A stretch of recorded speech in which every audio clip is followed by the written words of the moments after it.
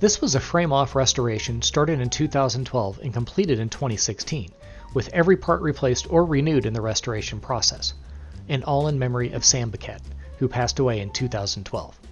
Its original service life was hauling Ford vehicles with associated transports in Hazelwood, Missouri. It then moved to city service with Freight Express in St. Louis, Missouri. It features a 19,500 gross vehicle weight rating, a 1957 Thunderbird 312 cubic inch engine, a 5-speed OD new process transmission, which was taken from a 1954 F600, and 2-speed axle, air-over hydraulic brakes, a Super Duty dash, and hood scoop route out the truck.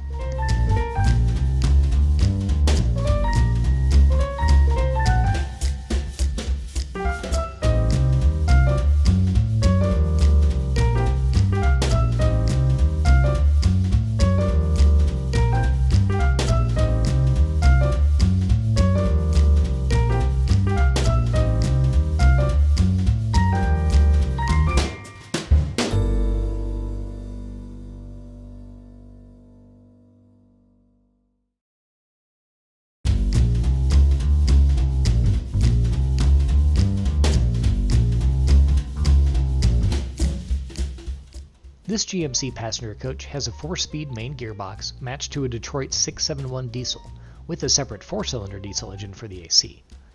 Jerome found it in Florida in April 2013 and drove it back to Denver, where he had it repainted with the Trailways colors.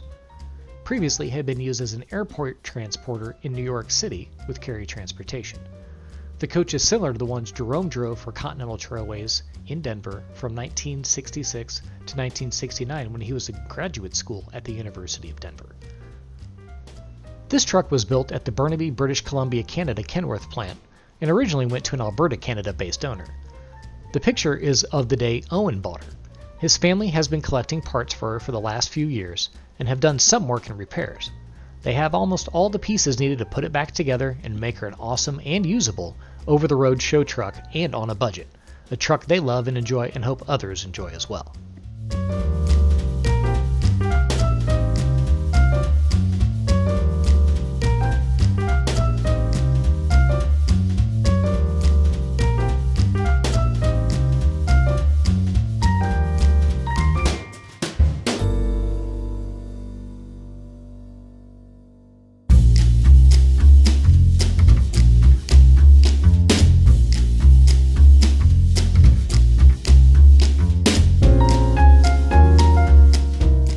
Dennis completed the restoration of this Mack in 2013, just in time for the Springfield, Missouri show. The truck has the original Mack 673 ENDT engine, rated at 205 horsepower, with a quadruplex transmission. It now has a New Way Air Ride 410 rear end, Jacobs brakes, power windows, air ride seats, and even air conditioning.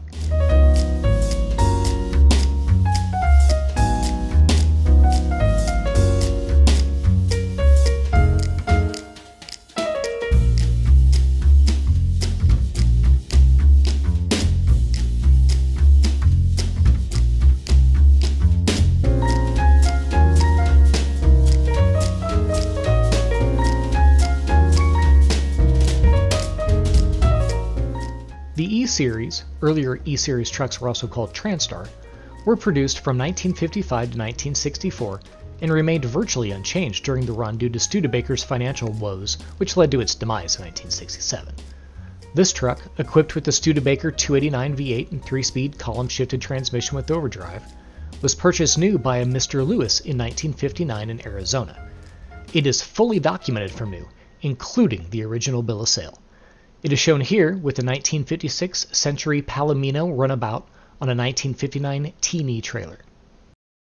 This is a 1959 white 4400 TD that Tony's dad, Kenneth Clemens, drove when it was new, putting more than 900,000 miles on it. Originally a tractor, the dealer built it into a wrecker after it was sold and used it until the mid-1990s. Tony was able to purchase the truck back in January 2006 and started its restoration. It has a 220 Cummins, RTO 14613 transmission, and a 410 axle.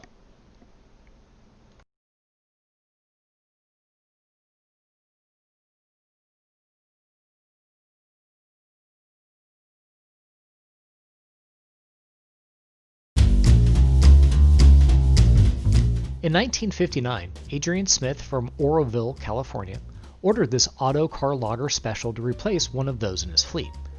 He and his wife took the train to Pennsylvania to take delivery of the new truck, then drove it across the U.S. to California. It was Adrian's pride and joy and hauled logs and lumber for many years. Thankfully, it was rescued from the scrapyard by Rene LaChance, from whom Michael purchased the truck. The powertrain includes the original 290 supercharged Cummins, 5x4 boxes, and SRDD top-loader rears.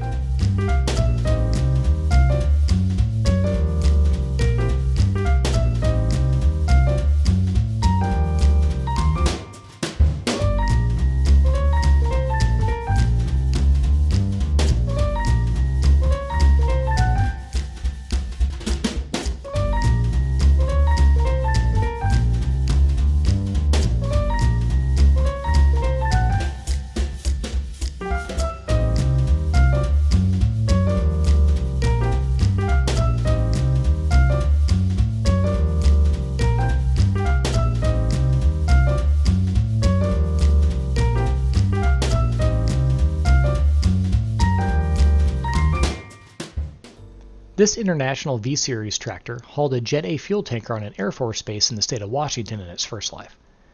It has an International 461 cubic inch gasoline-powered V8, a Fuller 10CB-65 5x2 direct and underdrive transmission, and an International 28,000-pound rear axle with 717 gearing.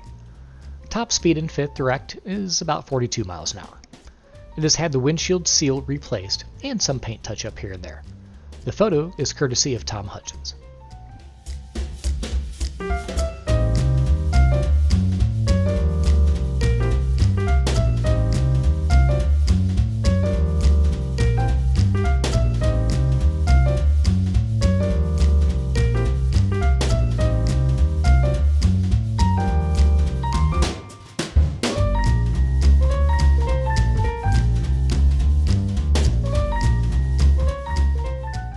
The tanker was built in Newcastle, New South Wales in Australia, and sent to McGrath's in Enfield, Sydney to be finished. It was made to cart fuel to British Petroleum in Maitland, New South Wales. It was used until it got too small, so it was sold to a farmer in Barnbar, New South Wales, and he used it to cart water. Troy purchased it in 2005 and had it painted up golden fleece colors you see here. It has air hydraulic brakes, and Troy's dad, Des, tows it behind the 630 Diamond T to shows in New South Wales and Victoria.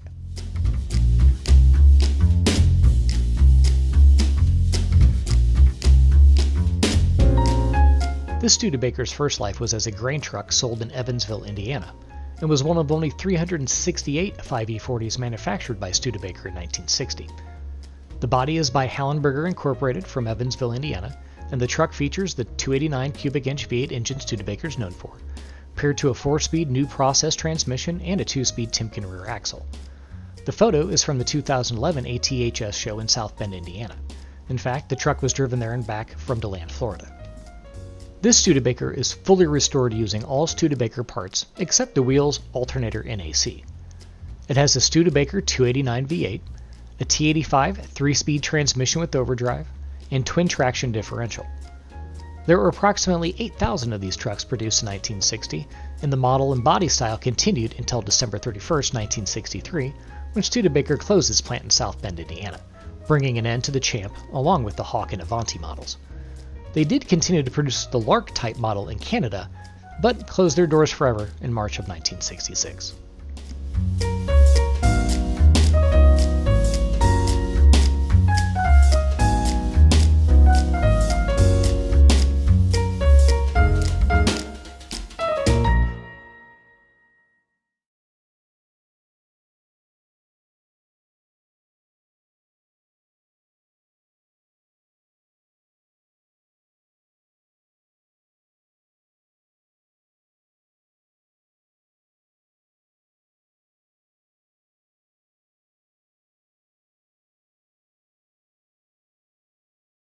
This 1961 Ford Ranchero was originally David's late father's vehicle. They both loved old gas stations, so David decided to make the truck a Texaco gas station roadside service vehicle. He designed the layout and then had a friend of his do the paint. David also rebuilt the entire drivetrain, suspension, and brakes, and replaced all the electrical system along with parts of the interior. This GMC was sold new in Washington, D.C. to a Bell Telephone executive engineer who purchased it as a weekend warrior truck to haul a slide-in camper. Originally delivered as a step-side, in 1962 it was upgraded to have utility fenders for additional storage of clothes and food. To increase stability, GM and Firestone custom-engineered a dual rear-wheel setup with an airbag suspension. Ross and Jan have the custom drawings of that plan. In fact, they have every piece of paperwork on the truck dating back to 1961. It has 51,000 original miles and is in 100% original condition.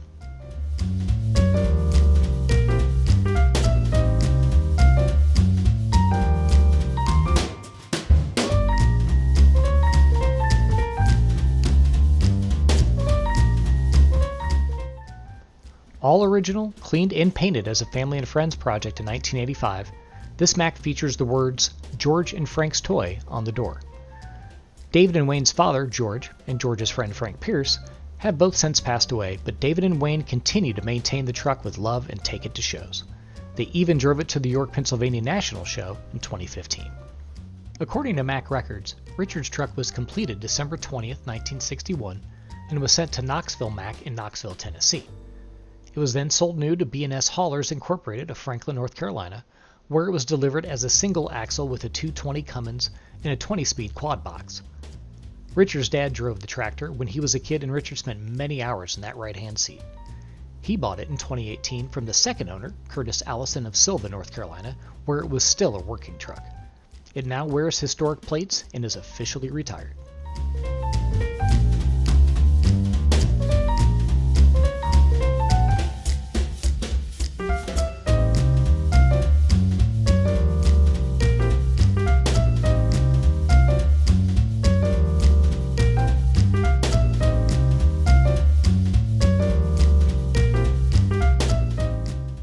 This Mack cabover, serial number 1246, is one of just 319 trucks produced from 1959 through 1962.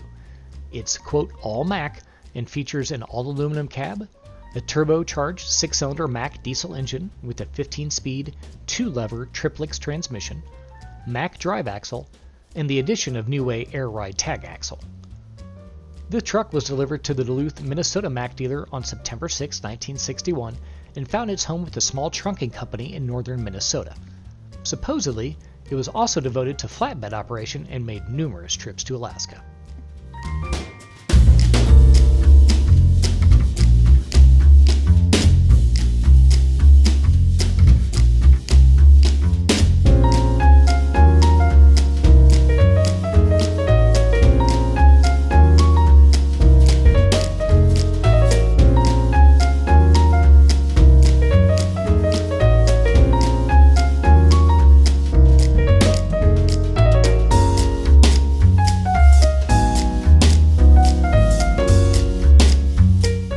Lonnie bought this Dodge M37 as surplus after it had been used by a fire department in western Nebraska. It was Alice Chalmers orange, but then repainted in olive drab. Powered by a 230 cubic inch Dodge 6-cylinder and matched with a 4-speed main transmission and 2-speed auxiliary, it was used for parades and a short trip to the coffee shop. It is all original except for new brake cylinders. It is also quite unusual in that it has an insulated hardtop and fender-mounted heater, which very few M37s had. It also has a 100 amp alternator, which indicates that it spent part of its life as a radio truck.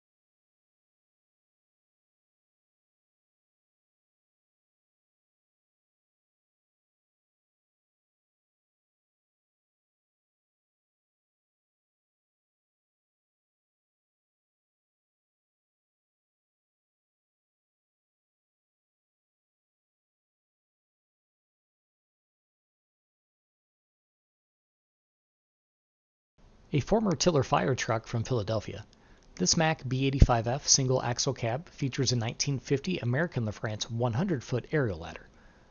The original American LaFrance tractors were replaced with the Mack tractors, and the Mack 707 gas engine was replaced with the Mack 237 diesel with a 5-speed maxi-torque transmission and 4.0 rear axle ratio. It has been restored to original. This fully custom 1962 Peterbilt Model 351, which sports a Model 358 tilt hood, is a complete build from start to finish, all done solely by Joe Adivari. The 210-inch wheelbase rig is powered by a Caterpillar 3406B and 13-speed double overdrive transmission with 4-speed auxiliary box. Joe added front brakes, power steering, dual aluminum fuel tanks, and stainless full fenders. The old Hendrickson beam suspension was replaced with Peterbilt airleaf suspension, and, to finish it off, it sits on 11R 22.5 aluminum 5-hole wheels.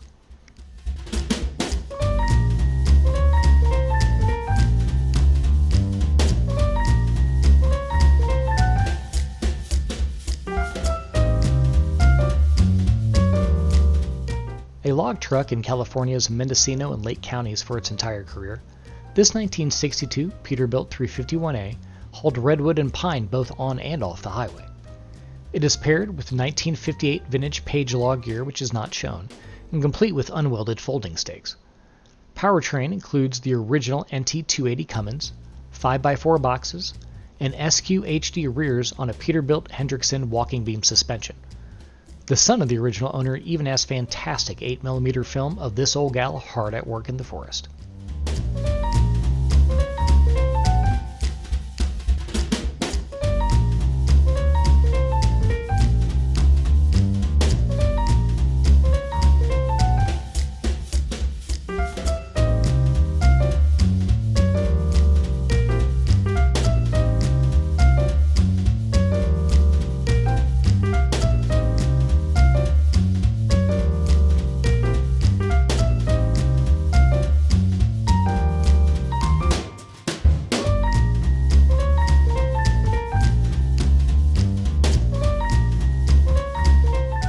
This 1962 White features a 195 NHE Cummins and a Fuller direct 5-speed with an Eaton tandem 3-speed rear end.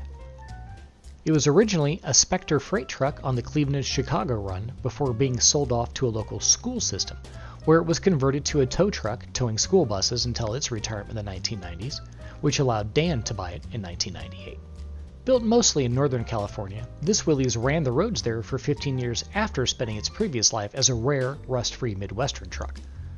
Stacy bought it a couple of years ago, and it is a true resto-mod, with all modern equipment underneath. It has a GM 350 motor, a 700 R4 transmission, Curry axles, and a ton of little extras that are top of the line but discreet. Stacy, who loves unique and rarely seen vehicles, calls it a nice driver and has put quite a few personal and cool touches into it.